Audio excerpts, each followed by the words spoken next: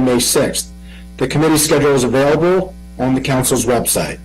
Each registered speaker has 3 minutes to speak. You'll hear a tone when your time is up.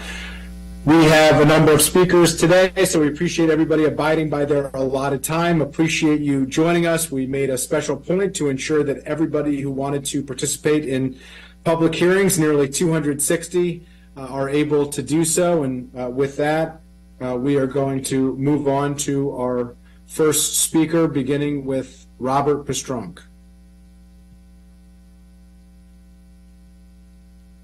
Thank you. My name is Bobby Pastronk. I've lived in both Montgomery County and the village of Friendship Heights since 2008. While I currently chair the Village of Friendship Heights Council, today I'm speaking not as an elected official, but as an individual and District 1 resident. As the County Council knows, both the planning departments and county executives' proposed fiscal year 25 operating budgets request funds in a proposed work program item to support an update of the Friendship Heights sector plan. If approved, the planning department and board will then prepare a draft plan in a multi-year, multi-step process, and the County Council will review, revise, and if it wishes, approve the final plan. Entrepreneurs and the county itself will use its content to shape our future. 4 initial considerations. First, County Council has prioritized increased housing affordability and density. The Village of Friendship Heights neighborhood is already the densest residential area in the county. The 1,400 additional apartments now under or approved for construction will increase density.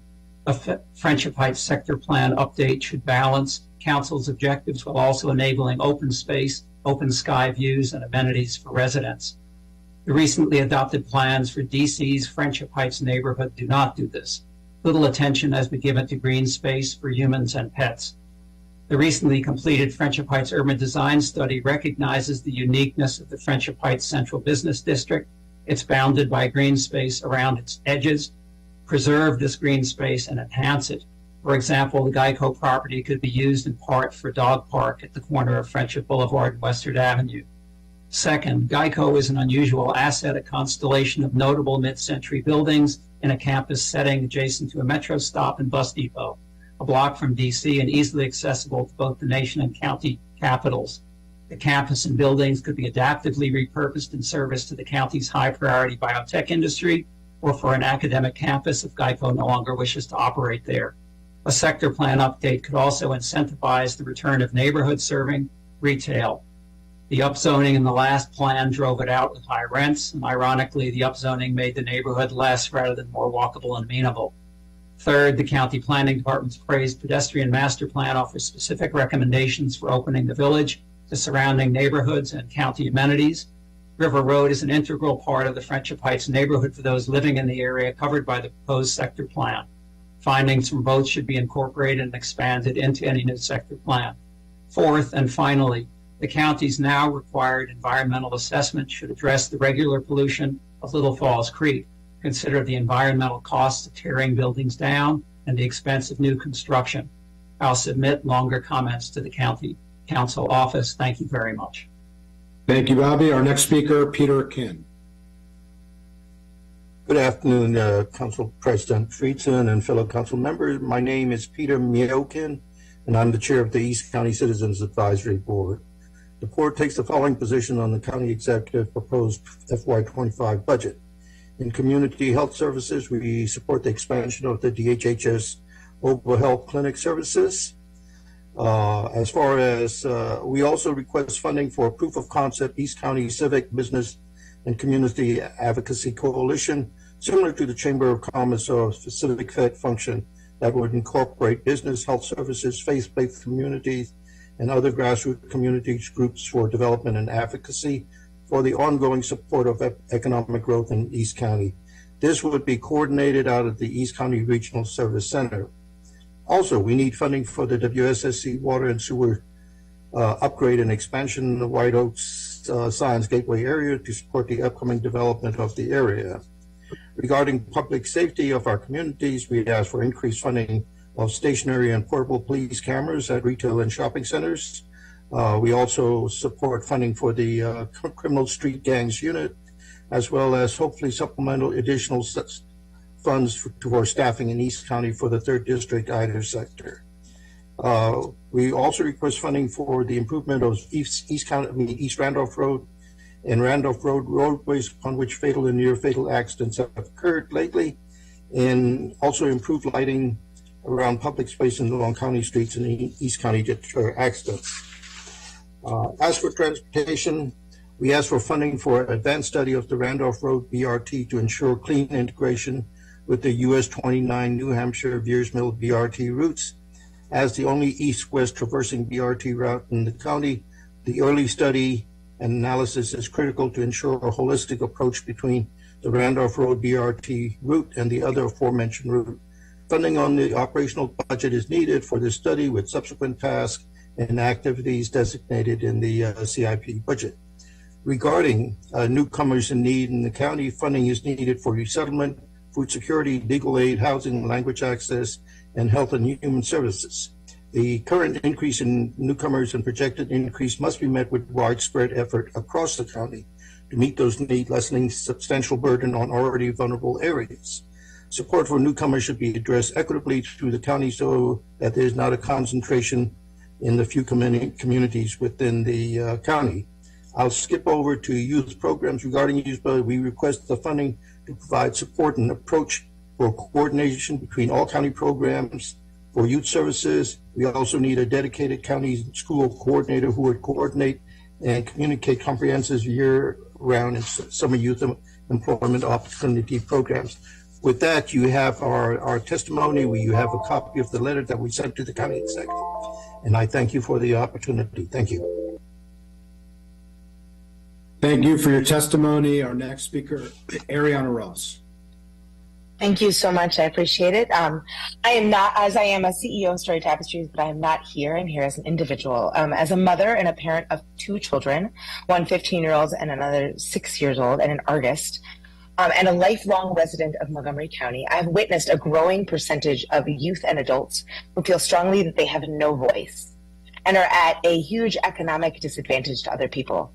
I have witnessed a lack of equity between those who receive extra educational services and certain types of programs and spaces like rec centers within the community and those who can't afford the cost or the time to take advantage of these programs. MSDE reports in 2022-2023, only 42% of children were ready for kindergarten, with 29% of those living in poverty demonstrating readiness. The gap is getting larger due to economic status and ethnicity. There is children and adults also are experiencing a high dysphoric state, consistent state of profound sadness, and they are lacking developmental and social emotional opportunities to work on this. The pandemic has only exacerbated these mental health challenges. I feel it is critical that government, businesses, and not-for-profit organizations must work together to improve the economic conditions and the mental health. As a lifetime Montgomery County resident, I recognize the importance of partnering across public and private sectors to provide individual skills. Critical analysis on social emotional development, the power of arts integration, and the benefit of multiple modes of suggestion, expressions, suggests that individuals exposed to the arts better manages their emotions. Many individuals living off of a higher budget are able to afford programs that are not included in the public system for their children and themselves from a very young age through adulthood.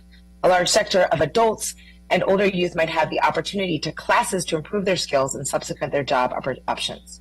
Organizations like Story Tapestries, the Hope Project, and many other companies like WorkSource Montgomery provide job training. Story Tapestries offers digital solutions that bridge the divide and write your stories, which is focused on hard and soft skills. I personally strongly support County Council President Friedson's job initiative, especially the Equity Fund, which will help early and growth stage small Montgomery County companies. Furthermore, before we become adults, we have to survive and thrive within our childhood. And I ask that I am a board member of Imagination Library. I ask that you really consider supporting Dolly Parton's Imagination Library and providing a matching grant. It is critical. Finally, there's the base budget that funds BlackRock, $700,000 for Arts Humane Council of Montgomery County, as well as I request funds for Story Tapestries to do the critical work that occurs before and after MCPS. Other individuals like myself are dependent, my child, on organizations like Story Tapestries, 480 Cares, and BlackRock Center for the Arts. to raise money for their children.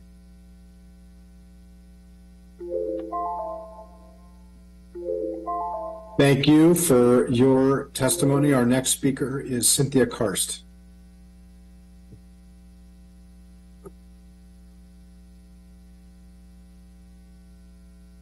Okay, can you guys hear me all right? Yes, we can. Perfect. Thank you very much for letting me speak today. It will be brief. While you talk about affordable housing, you overlook the real estate tax burden you place on senior citizens. With the current real estate tax credit system, I will need to be 100 before I am eligible. I'm currently applying for a part-time job with the county to become eligible for a first responder real estate tax credit. I have no children in MCPS, and still I have to watch the school ask for and get budget increases. Taxation without consideration makes housing unaffordable for Montgomery County citizens. Seniors, please consider this dilemma. Thank you for your consideration.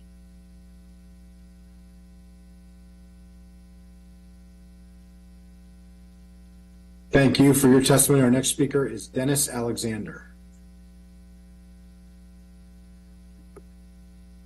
Good afternoon, Council President Friedson and members of the Council. My name is Dennis Alexander, and I represent Easter Seals serving Maryland, D.C., and Northern Virginia. Thank you again for the opportunity to testify today on the county's operating budget. You heard testimony yesterday from Dr. Abidi on behalf of the Association for Medical Adult Day Services about the need for funding from the state and county to supplement the Medicaid reimbursement these programs receive. I know most of you are familiar with Easter Seals, and some of you have visited our facility in Silver Spring, where we operate an adult medical day service program, along with two others in Baltimore and Hagerstown. Our program in Silver Spring serves some of the most vulnerable people in the county, the frail, elderly, and disabled adults with severe physical and mental health challenges that prevent them from independently attending to their activities of daily living. Adult medical day services allow these people to live in their own homes, helps their families, caregivers attend to their own lives and responsibilities, and are less expensive alternatives to assisted living facilities and nursing homes. Unlike for-profit facilities, we cannot pass along costs, including labor costs, to participants and their families. So I just wanted to reemphasize what Dr. Abidi said yesterday about the importance of funding support from the county to offset the increased labor costs due to the difference between the state and county's minimum wage. Thank you again for your support of Easter Seals, and we hope you can find a way to support this request. Thank you. Our next speaker, Janine Rouser. Good afternoon, and thank you for the opportunity to speak today about the MoCo Pride Prom, an empowering event for high school-aged and community college students in our local area. The MoCo Pride Prom is a student-driven celebration of inclusivity, acceptance, and individuality. It provides a safe and welcoming space for students to proudly attend a prom that accepts them as they are, publicly dress in a manner that matches how they already see themselves, and joyfully dance with whomever they choose. This event is so much more than just a prom. It is a transformative experience that demonstrates to these young individuals there are indeed places in the world where they can express their identities without fear or judgment. My husband and I started this event out of the belief that the youth in Montgomery County deserve an alternative to the traditional proms held by local high schools. As the parent of two LGBTQ+ students, I saw firsthand the need for a space they felt was inclusive and welcoming. Initially funded by a few individuals, including myself, the MoCo Pride Prom has grown steadily over the years, from 25 students in 2016 to more than 250 in 2013 and 2023, capturing the hearts of local students and becoming a highly anticipated annual tradition. In 2019, the Pride Prom became a program under the umbrella of the MoCo Pride Center, giving us greater access to funding from corporate and other sponsors, as well as allowing us to give tax receipts to the individual donors who had been consistent supporters over the years. It also presented us with a larger pool of volunteers, which we desperately needed as the event grew. The requested budget allocation for the MoCo Pride Center will allow the Pride Prom to continue with added support of paid staff who can assist in securing funding and volunteers and assisting with event logistics, something that is currently done by a cadre of volunteers. Also, proving this funding also signals to the youth of Montgomery County that you value creating a safe space where they can be themselves and truly feel the support of their community. Thank you. Thank you. Our next speaker, Eugene Kim.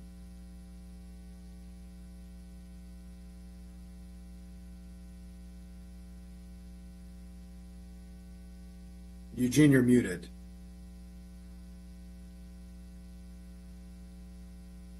Can you guys hear me now?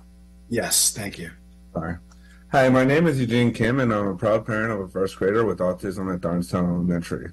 To all council members, thank you for giving me your time today to share my testimony, and let me also apologize in advance what I have to share with you. April is World Autism Month. 1 week ago, we even had a United Nations sanctioned World Autism Awareness Day. With autism on the rise, we should collectively try to better support and embrace those on the spectrum. Just yesterday, there was even a celebration at the council's offices to raise awareness for autism. Sadly, not everyone supports the growing needs of our autistic community, but seemingly want to discriminate against us and eliminate support needed to flourish the ASD community.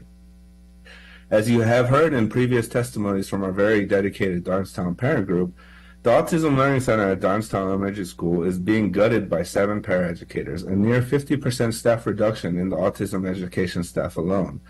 The Office of Special Education has mentioned that these 7 paraeducators are being reallocated to different learning centers across Montgomery County to support the needs of autistic children. That is completely a blatant lie. 4 of these paras aren't even being reallocated to learning centers, rather being placed right back into the general education population and staff at Darnestown.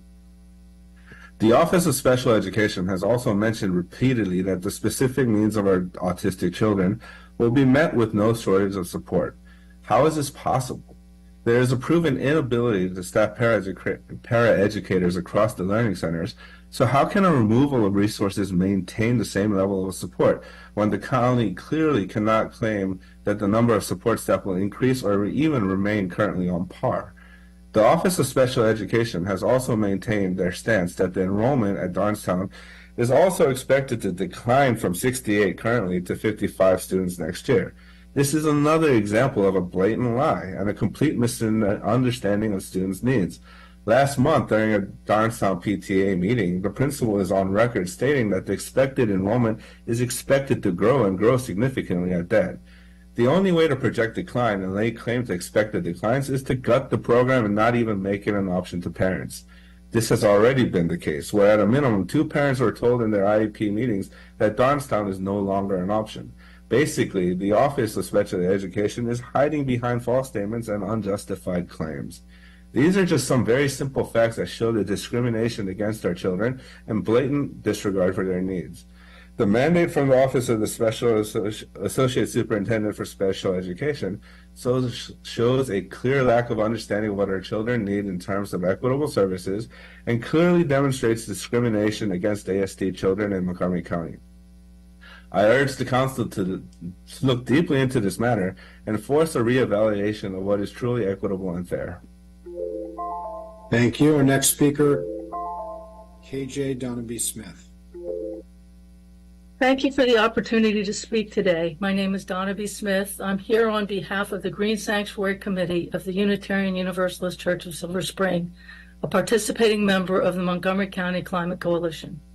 While we support the Climate Coalition's testimony generally, I wish to urge the Council to include $300,000 in the FY25 budget specifically for public engagement on climate issues, rather than the $130,000 in the executive's budget, and to reallocate a full-time person to be dedicated to climate communications.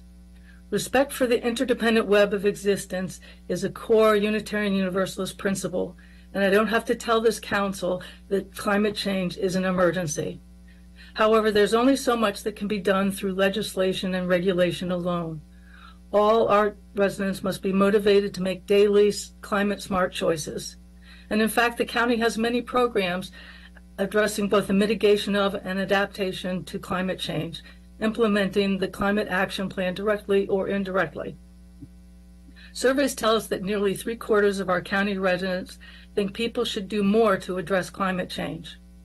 Unfortunately, too few of our county residents think people should do more, are aware of all the county is doing, or how to avail themselves of some of those programs, or what they themselves can do to help solve the climate crisis. Our research has revealed that the county's primary approach to engaging the public has been to offer information, which is necessary, but which studies show is insufficient to motivate the behavior changes that are needed. What is needed for robust public engagement is first, a visible campaign raising awareness, much like what was done for COVID. In addition, we need a well-researched, tailored strategy that resonates with different population segments, removes barriers to action, highlights benefits, and spurs people to action. There are evidence-based methods and tools to develop such an approach, involving research that includes focus groups, surveys, pilots, and evaluation. Following a well-vetted process produces better outcomes with a good return on investment, but it requires resources upfront. That is why we feel that the $130,000 earmarked in the current budget will not be enough to produce the needed results. Like so much around climate change, we can pay now to stand up a robust public engagement effort that motivates our county residents to act, or we can pay later to deal with climate impacts for which our neighbors are ill-prepared. Thank you. Thank you. Our next speaker, Lara Harris.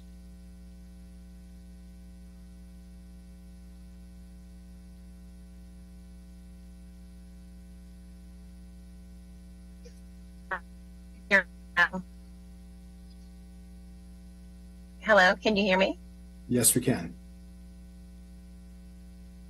Okay, fantastic. Good afternoon, Mr. Chairman of the Council. I'm so excited to be with you today in this capacity. I've testified before this body in a different era in the corporate environment, but I stand to you as the new CEO and president of Crittenton Services of Greater Washington.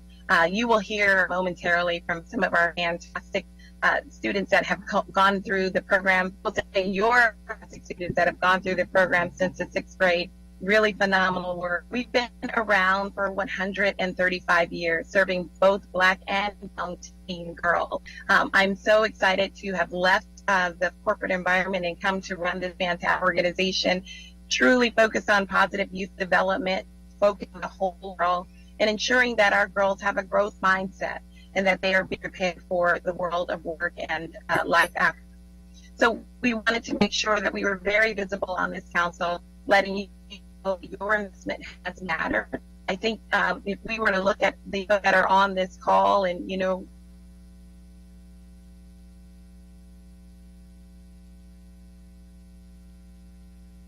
I think we may have lost the connection. We're going to move on to our next speaker, Shannon Cruz. Hello, my name is Shannon Cruz. First, I would like to thank you for letting me share my testimony, and thank you for funding all programs, and especially for funding Crittenton. I'm here to tell you why Crittenton's programs have been so important to me. I've been in the program for 7 years, and I've been able to see so much growth within myself. Before the program, I was such a shy and anxiety-driven girl. Just the thought of speaking up in front of class was enough to frazzle me. But now I consider myself a strong public speaker, and I'm comfortable meeting new people and standing out in a good way. Through the support of Crittenton, I was able to make a big change within myself comfortably. Crittenton has also established a warm, welcoming, and comforting community within my school, helping me and so many other people feel safe. These programs have also helped me raise my social and intellectual awareness. They've taught me about body autonomy, which in my opinion is very important for everybody. And with that being said, please continue to support Crittenton so that future shy girls like myself can feel empowered as well. Thank you. Thank you. Our next speaker, Afnan Ingram. Hello, and thank you for supporting our program, both Crittenton and all the rest of the programs that they also have. First, I would like to talk about how Crittenton has been a very big has made a very big impact on me, both social, emotional, and honestly physical throughout the years I've been in this program. This program has truly helped me go outside of my comfort zone, both at school, in my community. It has also helped me prosper as a person, both education-wise, improving my grades, and getting a job. And has also helped me relate to more of my peers more than I ever have in all the years I've been alive, honestly. It has made a very big impact on me by giving me a support system, not only for school, but also for my emotions, and has helped me been able to reach out and get mental health help from my peers, my teachers, my family members, and all of that. And I'm very grateful to have this program, and I hope for years to come that this program can continue to help not only people like me, but just everyone. It really has helped a lot. But thank you for funding the program, and I hope that you continue to fund our program. Thank you. Thank you. Next speaker, Yvonne Mobley. Good afternoon, members of the council. My name is Javon Mobley. I'm 83 years old. I moved to Montgomery County with my family in 1984. I lived in Silver Spring, Maryland until 1988. In 1990, my husband and I and 3 of our 5 children moved to Canterbury Apartments in Germantown, Maryland. In 1992, my husband and I separated. I was working full-time for an insurance company in Rockville, Maryland. It was hard to pay rent and support my 3 children and myself. In 1993, I was introduced to the bond program in Montgomery County. The rent was based on my income. In 2004, I was introduced to the RAP program, and I received $200 a month toward my rent. In 2005, I was hired at Walmart Incorporated in Germantown, Maryland. In 2015, Canterbury was sold to another property management company. They eliminated the bond program, but I kept my rental assistance. In 2018, I learned about the renters tax credit. In 2015, I applied for an HOC voucher. And in 2022, I was notified by the HOC that I was qualified to apply, and I received approval in 2023. I hope the council will support programs that expand affordable housing and programs that support tenants to have decent rental housing.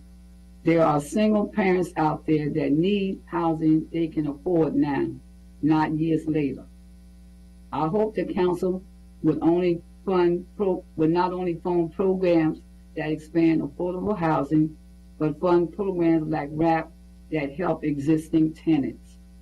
I'm proud of my 4 children graduating in Montgomery County schools to the 12th grade, and also that my youngest son went on to Bowie State, Maryland, and graduated with a bachelor's degree in 2003. I thank you very much for letting me testify.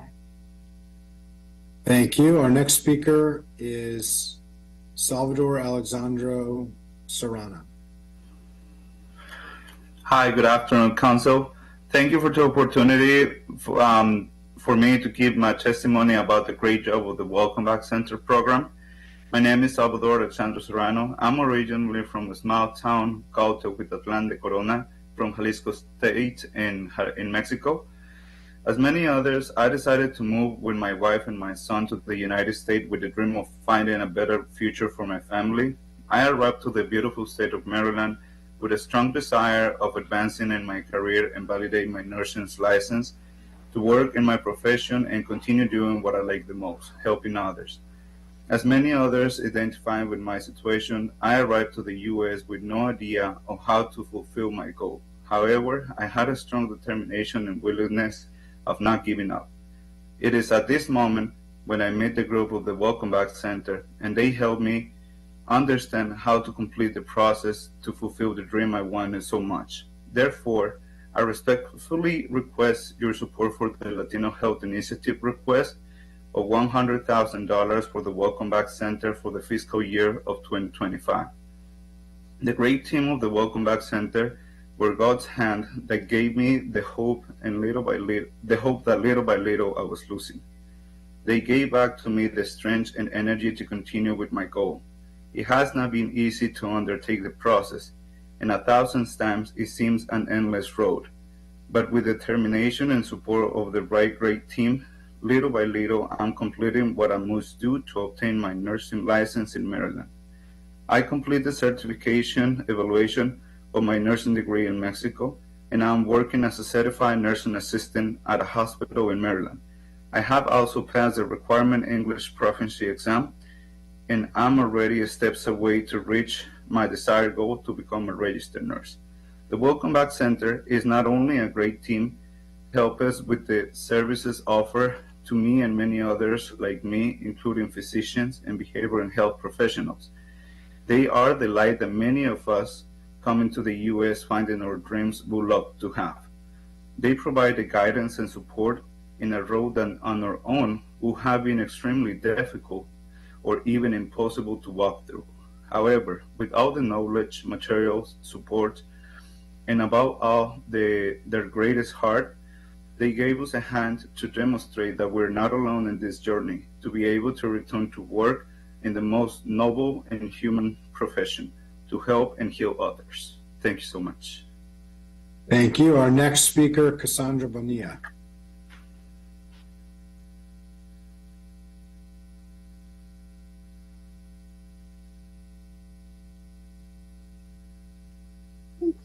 Hello, can you hear me? Yes, we can. Okay. Hello, my name is Candra Mania. Today, I will be speaking to you all in support of the Credential program. Over the years, Credential has received not only benefits for its own program as a whole, but for individual young ladies that it's brought together. I've been in the Credential program for over 7 years now, and still it's playing a very important role in my life till this day. First, I'd like to thank the mentors in the program who have put their whole hearts and souls into teaching us young individuals about empowering the world and making a difference in our own lives. Sneakers is a program within the Credential program that has factored my outlook on life and the way that I prepared myself for my future. It's taught me to value my own beliefs and myself, and to not let others discourage my own ambitions. Sneakers has helped me a lot grow individually, whether it be with personal relationships or seeking for help from others. It has always been there, and I really wish that it was more available to other people in our community. Thank you. Thank you. Our next speaker, Kalia Brooks.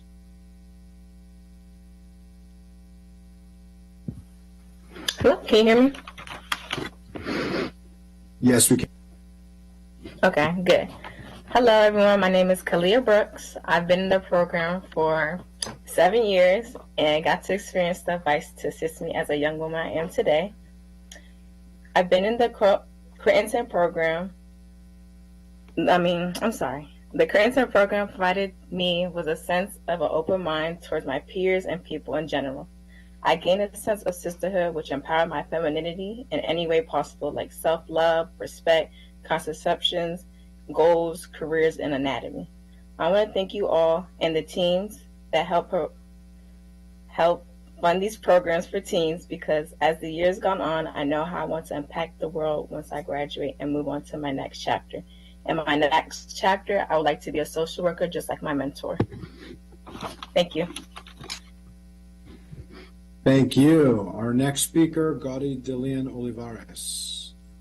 Hello. Good afternoon. I am Dilan Olivarez, and I would like to first start by thanking you all for funding programs that help teens like myself, especially for funding Credential. I have been a participant of Credential for 6 years now, and in those 6 years, I have learned how to set boundaries, be vocal in situations I would have been silent in, and help me manage my school and personal life with stress management tips, college help, counseling, and overall an immense amount of support. Being in the program has helped me grow and face challenges that come my way with more ease than I could have ever had without it. My mentor has guided me in the right track and has helped me has been so supportive of me. If not for the Crittenton program, I would have had a hard time in high school, especially in my junior and senior year. The stress in not knowing what to major in and if I'll earn any scholarships was overwhelming. But through it all, my mentor has been a soothing voice and in my hard times and has greatly helped me in relieving my worries, which is why programs like this are needed, especially for teens. Thank you for your time. Thank you. Our next speaker, Ilhan Gyi. Good afternoon. Thank you. Before I begin, I'd like to say Eid Mubarak to all the Muslims of Montgomery County and Muslims throughout the world who spent the month of Ramadan praying for peace and justice everywhere, especially in Gaza. My name is Ilhan Gyi, and I'm testifying for the Silver Spring Justice Coalition. First, I want to talk about the county's mental health crisis response. At a February 5th HHS and Public Safety work session, officials discussed the urgent need and collective desire for a cohesive mental and behavioral crisis response system that provides a health-centered, civilian-led response, which involves police only when and as necessary. Thus, we urge the council to, 1, increase the number of mobile crisis teams beyond the 2 proposed by the executive. We calculate that 19% of all 911 calls, an average of 138 each day, could effectively use MCOTs. 2, offer competitive remuneration to attract a wider range of mental health staff. As emphasized by Council Member Sales, there are too many vacant positions at the crisis center, including mobile crisis team staff. 3, the county should invest in a public education campaign to increase awareness of our crisis response system. Second, regarding the MCPD budget, we oppose the $8.2 million increase in the chief's line item, which has only a token explanation in the budget. We oppose funding for the Drone First Responder program because it unnecessarily surveils communities of color. The original RESJ statement reflects our concerns. Further, it is premature to fund its expansion before the initial pilot has been thoroughly evaluated and vetted with the most effective communities. Regarding the community engagement officers, or CEOs, the police are already overstretched and understaffed. The suggestion by the police chiefs to the PAB that the CEO's job is to build rapport with students and act as role models is ludicrous under these conditions. We ask the council to trim MCPD's current budget of 23 CEOs to a level that more thoughtfully reflects the school clusters with the greatest needs. We should not use taxpayer money for police to play role models, nor should we be giving the police this unnecessary responsibility. Lastly, regarding the MCPS budget, we call for the council to restore to the MCPS budget, specifically the full restorative justice RJ program budget, including all RJ specialists and stipends authorized in FY24. With a robust RJ program, student misconduct and racial disparities in student discipline can be significantly reduced, as has been demonstrated by MCPS in the middle schools that had this program. I thank you. Thank you. Our next speaker, Princess Beckley.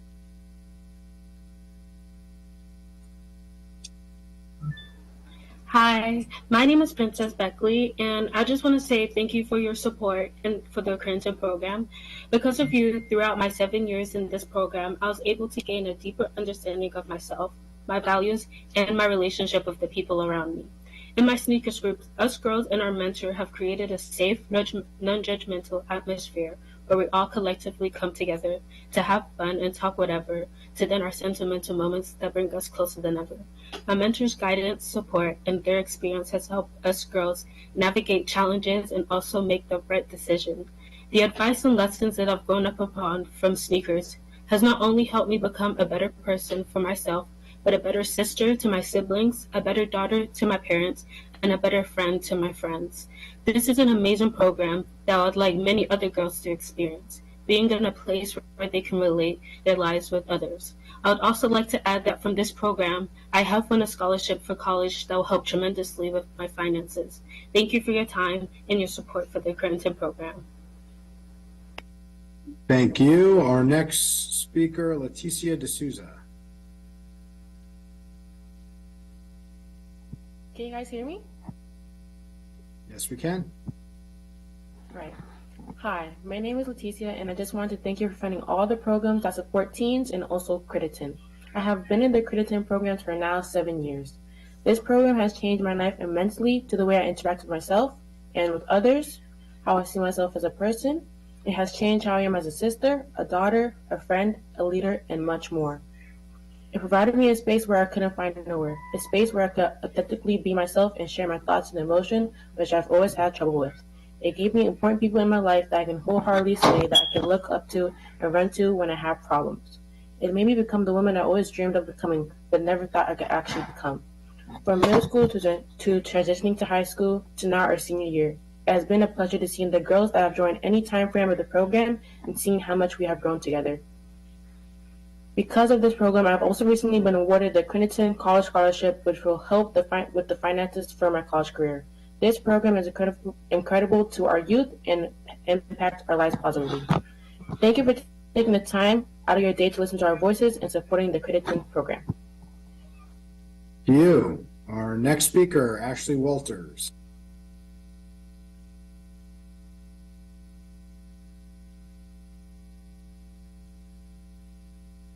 Hi, can you hear me? Yes, we can. Perfect. Okay. So hello. First, I just wanted to thank you for the opportunity to share today. My name is Ashley Walters. I'm the Vice President of the Brookhaven Bobcats PTA and a parent of a 5th and 4th grader at Brookhaven Elementary. We're one of the 4 schools that recently lost our Title I status for the 2024-2025 school year based on a change of calculation that doesn't adequately represent our school. Previously, our family submitted farms forms, but this year the calculation for eligibility was changed because we are a community school. While we are grateful that MCPS has been working with our principal to help provide additional resources for next year, Brookhaven specifically will need additional funding to provide additional staff member to assist with intervention and enrichment support for our students during classes, like during the day. These staffing supports are important to bridging the equity gap for the majority of our students who would not have access to this support otherwise. The enrichment role, which is directly tied to Title I funding, is an integral part of keeping our students who need more challenging work engaged and successful. And intervention is also important as it provides support to our students who need more assistance than what is provided in the typical classroom lesson. This extra support provides our students with the resources to succeed and confidence within themselves to reach countywide benchmarks as well as their personal growth. Although we understand that the County Council does not fund specific schools, we are asking for you to provide additional funding to MCPS and to urge them to bridge the Title I gap that has been created for next school year. We're hopeful that there will be a reevaluation of how the Title I designation is calculated in the future to prevent these gaps in fundings for schools that should receive it. And we look forward to hearing more from MCPS regarding that. But thank you for listening and for your support. We appreciate it. Thank you. Our final speaker, Deborah Berger. Hello, can you hear me? Yes, we can. Perfect. Thank you for allowing me again to testify. To the President and members of the County Council, I'm Deborah Berger, the school chair for the Lux Manor Citizens Association, the LCA. The LCA was established in 1938, and we represent over 950 homes in Lux Manor, Windermere, and the Oaks community. We were surprised and dismayed to learn that just in the last minute, Woodward High School construction plan would delay building the auditorium till a new Phase 3 without a specific timeline. As of now, if the county keeps its budget, it is likely that Woodward High School will be the only high school in the auditorium community. The current plan is for Northwood to open as a holding school in August 2024, and then a new high school will alleviate the overcrowding at Walter Johnson and other area schools in fall of 2027. This new plan would mean that when the school opens in 2027, it would not have an auditorium, a standard amenity at all other current MCPS high schools. We want parity with other high schools in the county. Thankfully, Northwood's construction plan will have an auditorium in their rebuild, and we would like to have one just like they did. It is critical that they build an auditorium now, so Woodward has parity with our current neighborhood high school, WJ. Auditoriums are an important feature for all MCPS high schools. From music and drama to assemblies to parent and community meetings, they are the heart of a school community. Think about the awesome school performances that you've seen. I know over the years I've seen many WJ stage performances that are great. Think of the concerts, the plays, and musicals. This won't happen the same way at Woodward unless we act now. MCPS delays and decisions to split construction into phases has increased the cost of construction. This should not fall on the backs of our children who have already been in an overcrowded Walter Johnson while waiting for Woodward to be rebuilt. The LCA requests that the auditorium be built at the same time as the rest of our building so our community high school has parity with other schools in our county. This is essential. We need a timeline and we want it built when the rest of the building is built. That Woodward needs an auditorium. Thank you very much, Deborah Berger. Appreciate it. I see Lara Harris has rejoined us, so we're gonna turn to her and give her a few minutes just to close out since she was cut off. Thank you, Mr. Chair. Again, you've heard from the Crittenton girls. We're really out here making some strong advocates, folks that can have a voice for themselves. I didn't want to leave without thanking your council for the tremendous work that you've done over time to invest in our Crittenton girls. Because of that, we have consecutively seen 99% and above graduation rates in our programs for the girls that are part of our system, and you saw them all today. So we hope that you will continue to fund our work. We are with the Children, Youth, and Families agencies, and also continue to seek us when you're looking for organizations that are focused on positive youth development, trauma-informed care, and really focusing on the whole girl and wrapping them around with the wraparound services that they need. So I want to thank everyone here on the council and for the time again. Thank you.